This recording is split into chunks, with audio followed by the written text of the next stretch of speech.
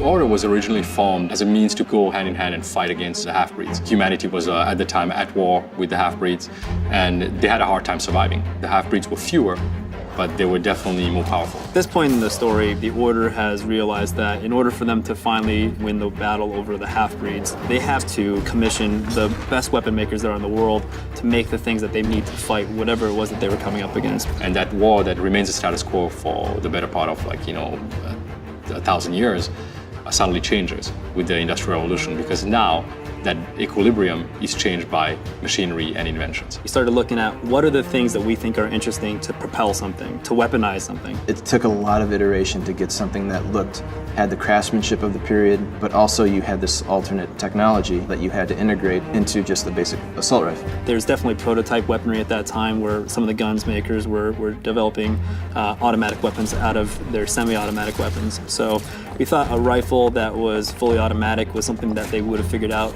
Designing, the Knight's kind of bread and butter, which is the combo rifle. That was kind of the challenge of, just looking at all the issued rifles through all the ages and Industrial Revolution up to World War II and trying to pick the tone of what we wanted to hit. So we attempted to make a Victorian version of the AK-47 plus this kind of alternate fire. At the time, they had originally there was something called a combo gun, but it was a rifle shotgun setup, so we kind of took the name, leaving the form factor of the kind of Master Key setup and changing the shotgun out for something that delivered kind of like a concussive blast.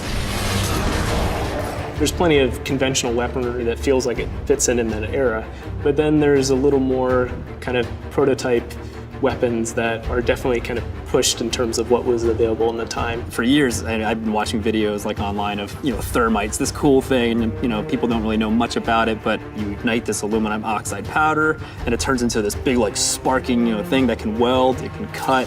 That's exciting. Let's figure out how to make that. It kind of spits out projectile thermite pellets that you can spray anywhere, and then you take a high temperature flare, throw it into that cloud, and then it ignites everything.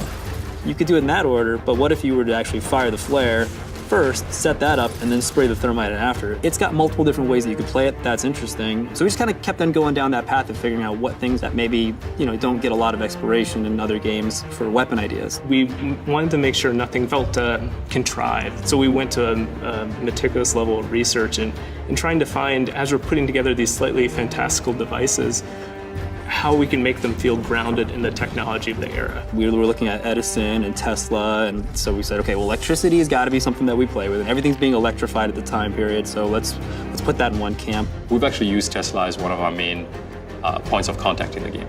He provides weaponry, he provides devices that he invents, and they are sometimes based on actual real things that he's done. Because he's kind of like, in our game, a little bit of a makeshift kind of MacGyver, he's crafty. He doesn't necessarily put things together in the most beautiful way, but for him it makes sense. You never cease to amaze, Nicola. So we said, okay, maybe he took these leftover parts from a rifle, the forestock, and he just started whittling and cutting it down and adding some other pieces to it. Even though they're gadgets and weapons that didn't exist in that time period, they're made from components and ideas and research that were available then. Especially the arc gun, when it kind of unfurls and starts charging up. And we thought, okay, well, it's kind of cool if maybe it spins up, generates electricity, and that thing then kind of stores itself along a Jacob's ladder-like apparatus that is also the aiming part of the weapon, and then that thing finds its way kind of arcing towards its target, and when it hits, it delivers, so much energy that whatever it hits, pretty much it atomizes and blows it up.